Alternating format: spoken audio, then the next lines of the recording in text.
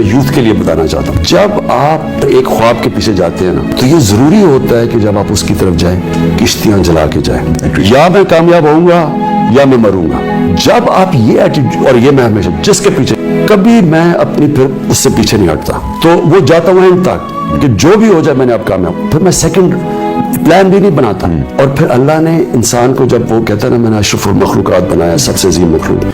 اللہ نے ہمارے میں سب میں پاور دی ہے۔ ہوتا کیا ہے کہ ہم جب جاتے ہیں تو ہم کہیں نہ کہیں ہار مان جاتے ہیں، ڈر بھی جاتے ہیں، جب گرتے ہیں، جب آپ نیچے آتے ہیں تو آپ کو لوگ کہتے ہیں جی کیا کر رہے ہو، یہ تمہیں کیا ضرورت ہے ہاسپٹل بنانے کی، اتنے بڑے کرکٹ سے شروع کیا ضرورت تھی پالیٹکس میں آنے کی، یہ کہتے ہیں لوگ جب آپ گرتے ہیں۔ اس وقت جو کھڑا ہو جاتا ہے نا، جو فیصلہ کرتا ہے کہ یا یہ کروں گا یا میں مروں گا،